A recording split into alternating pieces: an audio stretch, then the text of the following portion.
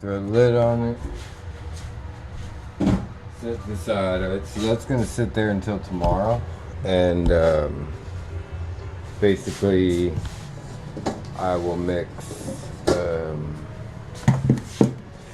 I'll roll it out. I'll throw that the rest of that syrup with some cinnamon and maybe some honey or butter or something, and then roll it up and let it rise like I did the bread that's in the oven. So we're gonna get that out now. So that's our Jolly Pompano bread. I'm gonna cover it. One of the better tricks for bread is when it's done. I'm not timing it. It was about an hour, but when you get that good tick on it, you know you're good. You get a good flick thump. So one of the big tricks nobody taught me is to cover it like this and let it steam for basically till it cools off. Your bowl will be wet, but your bread will be nice and moist, and it won't have that hard, like, oh crap, I burnt it feel. Alright, so what we're going to do here is dump some of our bread batter into a bowl, about enough to make 2 of what I'm going for. There's not really a name for anything I've cooked really ever in my life, so the reason we're taking it into a separate vessel is because when we add the baking soda, and I'm just powdering a little layer over the top, that last little sprinkle was 1 sprinkle too far, but it's not going to kill us to get a little bit more baking soda, so we're going to whip that up. Gets nice and frothy when you whip that baking soda in there. It starts bubbling up. We're going to flop that out. Flop the other half out.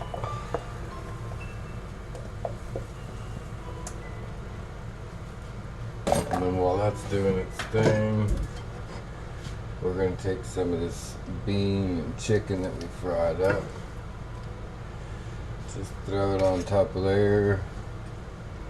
Mush it in pretty good. Kind of get some centrality to it. I'm aiming for 4 of these, I suppose, so. Now,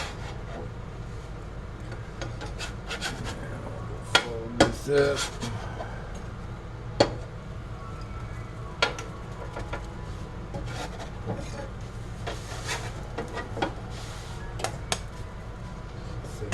Here, that bean in the middle.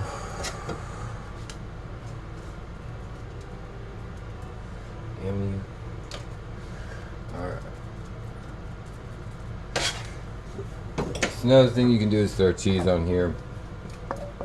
But basically we're just going to let these cook. Fold this up and over.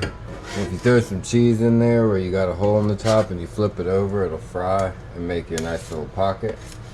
But when you fold that top over, you have like a pool that you can fill, so if there's any air pockets and you want to make it a complete disc, you just fill that pocket with your flour dough or even dough that doesn't have baking soda in it. So we'll let them cook and we'll move on to something else. Alright, so now we're going to make pizza dough real quick. I'm going to take roughly 8 cups of flour. I'm not leveling them, I really don't care. Some of them are under, some of them are over.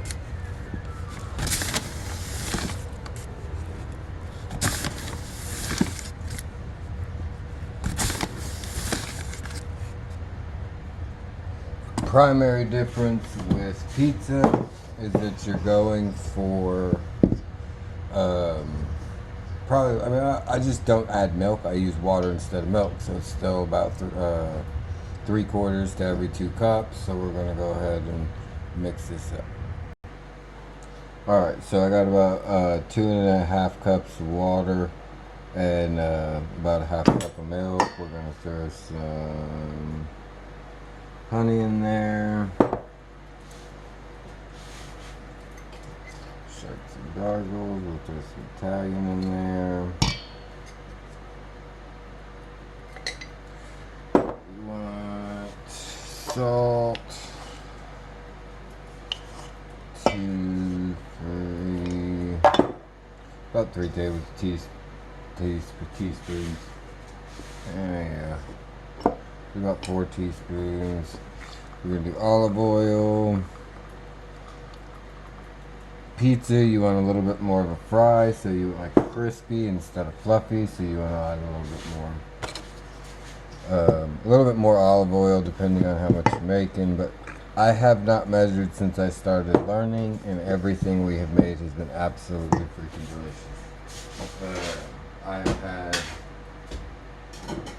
fewer failures than I thought possible. Alright, so we got that mixed up. Now we're going to take just a random amount of starter. I mean, you don't want a small scoop. You want like a dominant colonization of bacteria.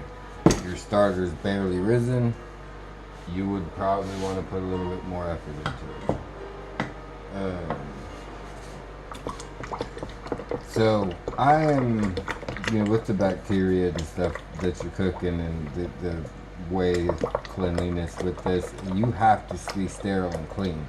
But using this spoon from that flour to this flour is not a problem. It's food and it's all going to mix in, and honestly I've found where I've done that on accident with fruit and stuff, like I've mixed fruit in a bowl like this and then made pizza dough, and it was freaking delicious. Made me tinker around a little bit more. I mean, bread is, we were learning about chocolate bars, and a lot of chocolate bars are have flour in them. It's just honey, cocoa, and flour. So this flakier is good, but this is not flaky enough. I can tell it's going to stick to my fingers.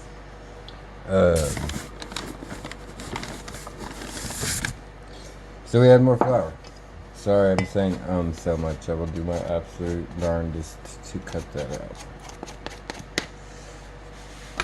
So I'm going to create a little bit more space for a second, and I'm going to finish cooking see, these are good. Sourdough takes a long time to cook through, so you would think that it's burnt, but if you actually pop it open, you'll realize it's really still got a lot of life to it. So we'll let them cook for a little bit, and let me stir my spaghetti.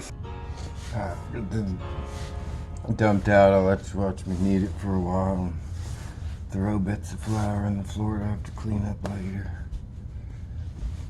The reason I'm doing it like this is because, again, recipes are everywhere, but the consistencies and the normalization of the process is what I'm trying to get across, because it's, there's a lot of fake recipes out there, and there's a lot of things that make things confusing, and I know April has found a lot of useful info and a lot of stuff that's not very helpful, so I'm just, for the most part, trying to offer something that shows basically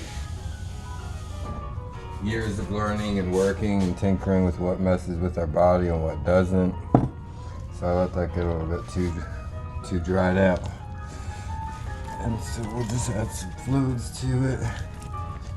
And so the whole thing itself seems messy, but by the time you're done eating and everything, your hands are clean and everything's fine.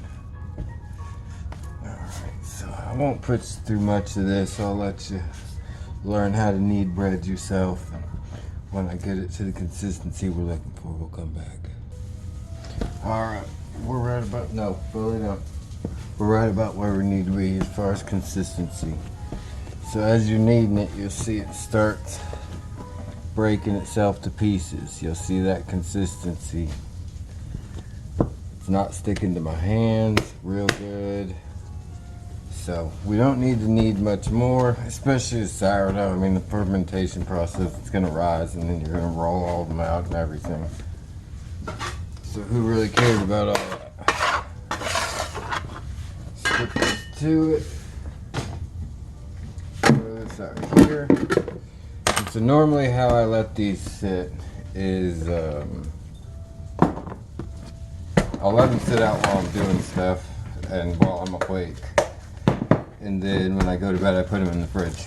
And then when I wake up, I take them out. And usually by about lunchtime, they're all ready to cook and all ready to go. So we're gonna move back over to here real quick. I have decided to do one of these open face. So this is cheese, and this is what it should look like when you fry it. It should be crumbly, and when it cools off, it'll break. A lot of cheeses turn into a rubber consistency. And so since this one's open face, I threw some cheese on the griddle over here so I knew how fried it was going to be there. So we're going to go ahead, since we have some extra batter, we're going to go ahead and turn this griddle up a good bit and get these fried.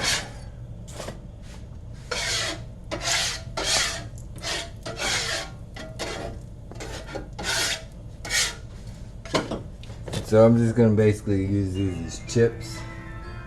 So we'll just do drips, drops, and draps. Another thing you can do that's really good is you can like do strips like this. Run that out, fry it up, and it'll give you a nice cracker-like thing. You can bake this. If you had, I had the oven hot already. But you can put this out in a cookie sheet, let it run flat, and bake it, and you'll have nice seasoned crackers. Throw some seasoning, salts, and nuts that'll stick to it. Works really well. So this is all overly fermented. The sourdough discard is where it's at if you're coming at this for health. And so I'm trying to show you all the discardy things that offer like a lot of really cool snacks, really cool ways to eat. This would be the open face with the bean paste and chicken with pizza sauce, and then the bread with fluffy bread, but or the tomato bread and everything. So this isn't quite cooked yet. Sourdough takes a while to cook. These are pretty well done, and they're really good with like barbecue sauce or ranch or really anything you put them in. And I try and do them a little bit underdone so that when I heat them up tomorrow or whenever they get ate, they get a nice crisp to them. And then these, when I get snacky, I have something to munch on that I'm not going to wind up sick off of, losing all my day's work. So that's that. We'll go ahead and pause this. We've done that meal.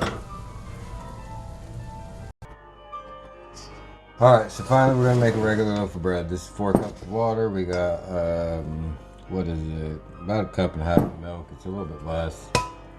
An egg. Start to get the hint here. Pretty much all about the same ratios, all about the same sizes, no matter what you could want to make.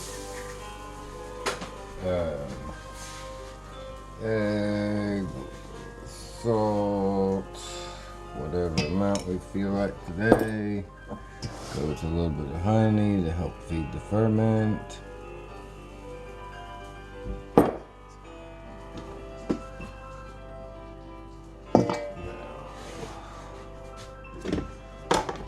I have a little bit too much ferment left and nothing to do, so I will actually turn that into pancakes.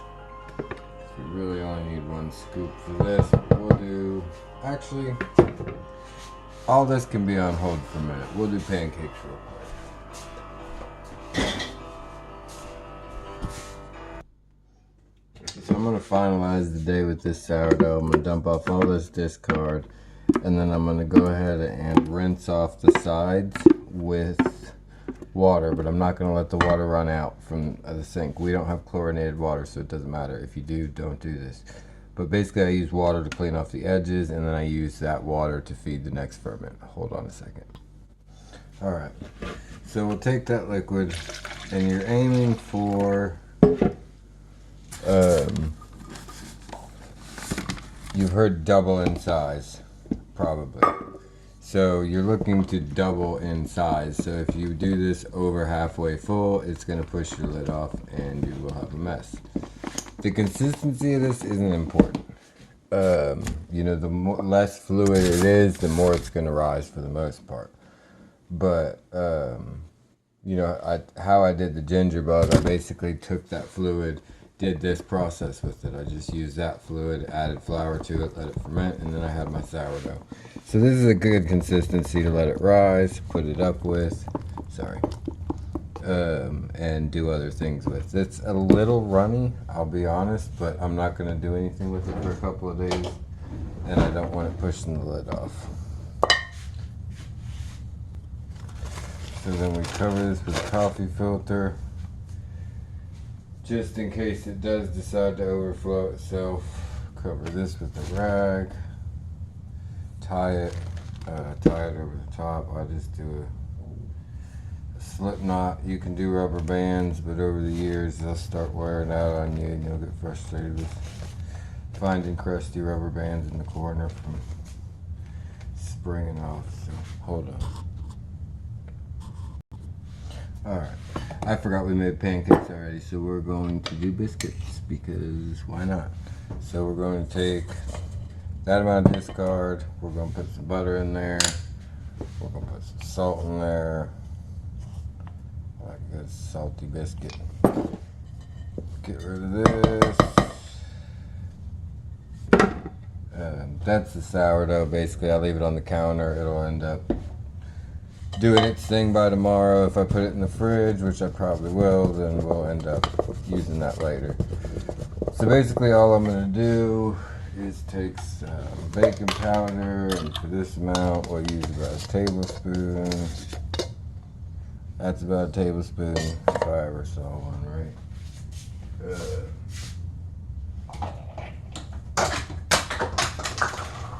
Fun. Sifted.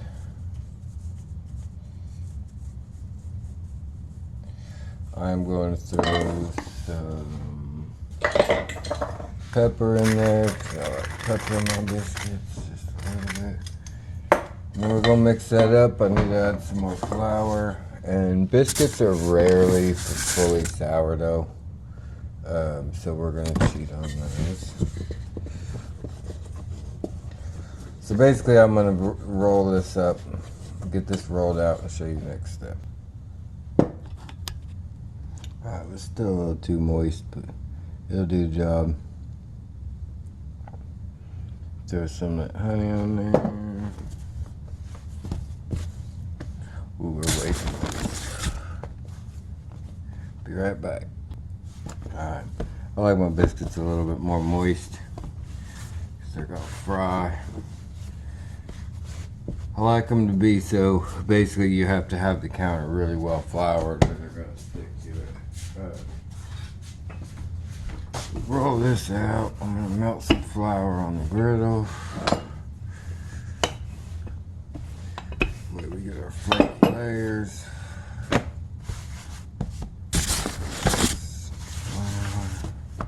Most of y'all know how to make biscuits, so I'm going to spare you. I'm going to melt some butter, rub it on this son of a gun, and be back. Alright, I got that butter heated up on the griddle.